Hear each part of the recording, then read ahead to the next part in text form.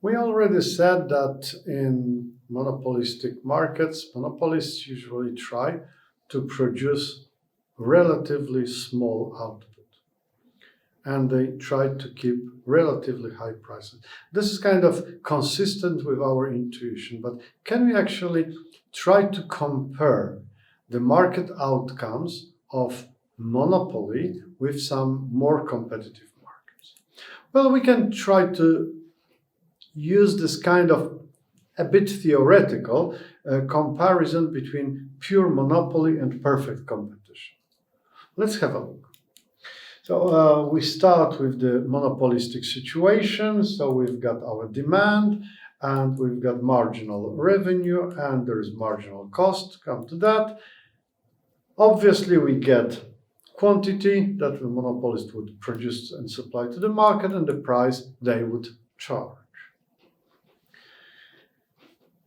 Let's imagine that this monopolist here is one big company operating, let's say, 330 outlets in the whole country. So this is one company, but operating 330 outlets. I choose the number deliberately because in Poland we've got sub-regions of the country. We call them powiat. And we've got like 330 powiats in Poland.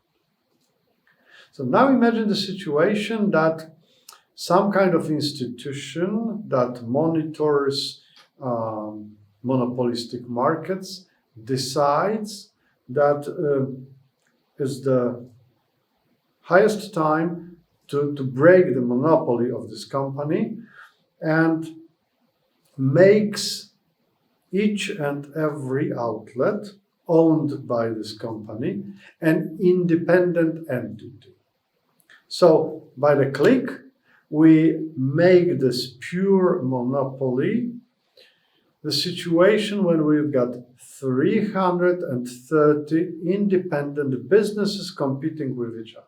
Is it perfect competition? Perhaps not yet. I mean, 330 is not many sellers. One per powiat is not many. But let's assume this for simplicity reasons. This is perfect competition. What would be the difference? Well, first of all, remember that in competitive markets, we get supply. We get supply that is taken from, results from marginal cost. So look at the marginal cost here and imagine this is supply. If this is competitive market, then you can easily find demand in this market. You can now find the supply in the market and you can also find the equilibrium.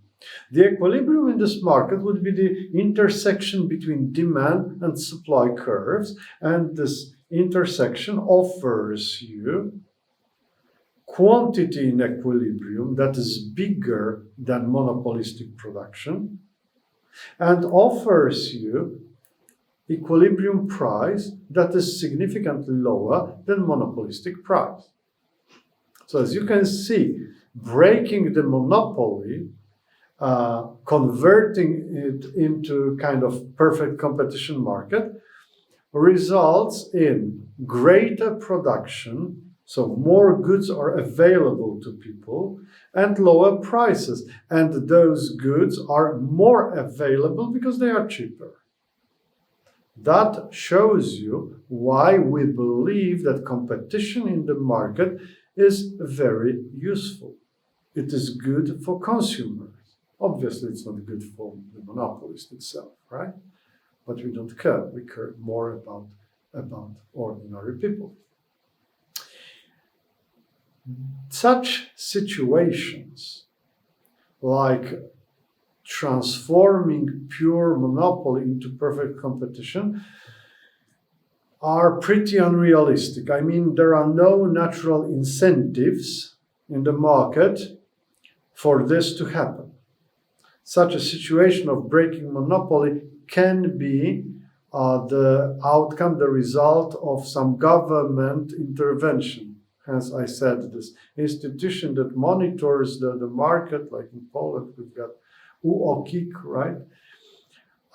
This is the agency, government agency that monitors such markets, right? But, apart from government intervention that breaks monopoly, well, there are no natural incentives for this situation given here in this slide to happen.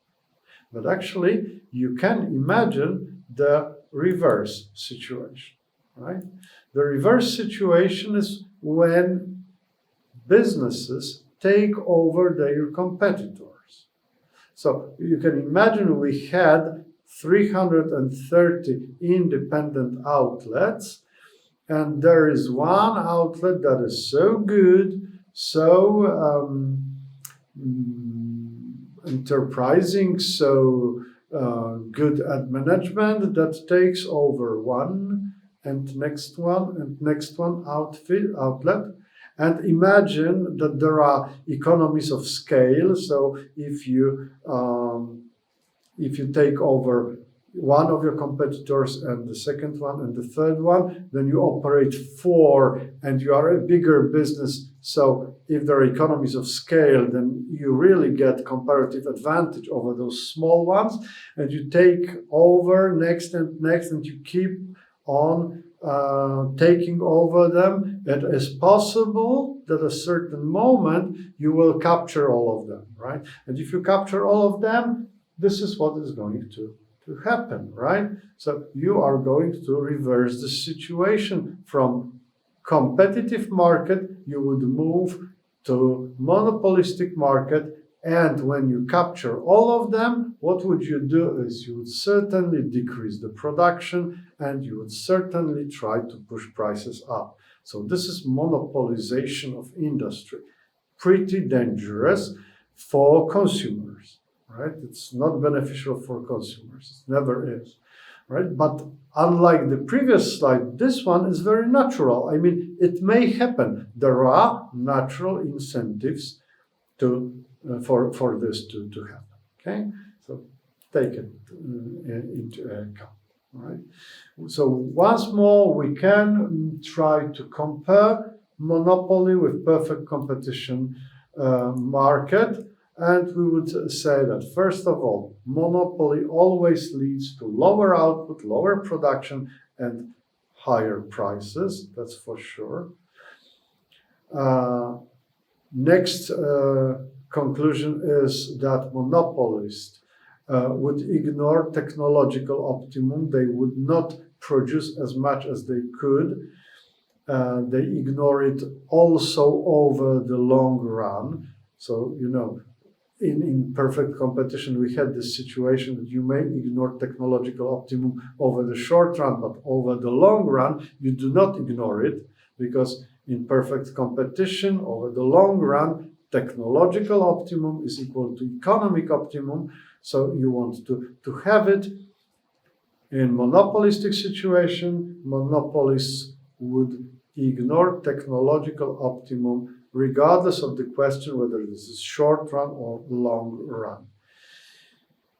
Ignoring this technological optimum, reducing the production, pushing prices up, usually allows monopolists to achieve very high profits.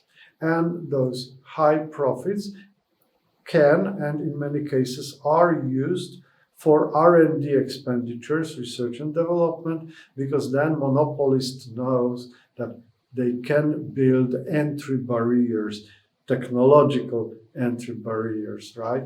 So they would spend a lot on research and development. And you can see, for instance, when you look at Windows, how big progress they made over those 3 or 4 decades they offer their product. Okay? They really develop this product because they know that as long as they develop it very quickly, then they put technological barriers to their competitors. So what is the difference between short and long run analysis of monopoly. In perfect competition, we say, all right, over the long run, new entrants would come to the market, or businesses would migrate from the market. That was the change in the long run. How about monopoly? Well, with monopoly, the long run means we consider threats. We consider two major threats. The first one, the entrance of some competitors. Okay, so over the long run, it is possible for other businesses to try and enter our market. If they try to do so, we are not monopolist anymore. So maintaining monopoly is one important issue, right? Over the long run, we want to remain the monopolist. The second worry that we could have is about our takeover. I mean, many monopolistic companies are public companies. They are on the stock exchange market, and it is possible for rich investors to grab control over such a company. That is possible, right? So, how can we try to maintain monopoly?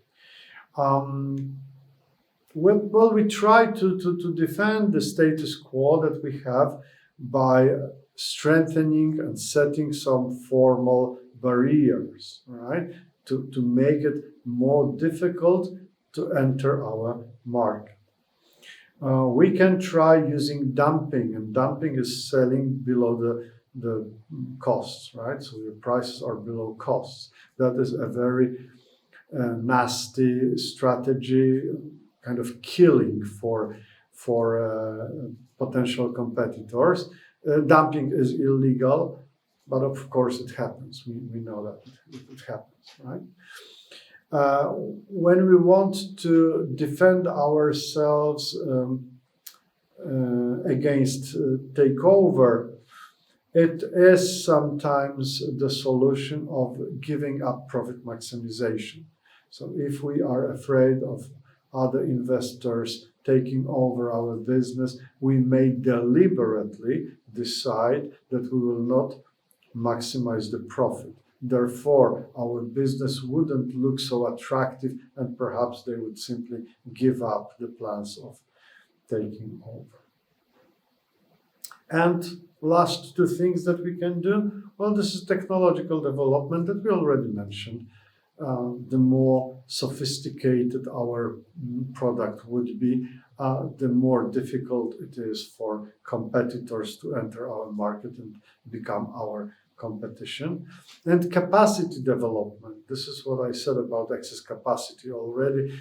We can, if you see someone is planning to enter the market, then we will simply increase our production very much and lower the price. Therefore, it would be really difficult for such a new entrant to compete with us, because we take most of the market. Our prices now are very low, and well, they cannot really efficiently compete against us. But to be able to do so, we need to have excess capacity, meaning that our factories need to be too big, right, to offer this possibility of increasing our output.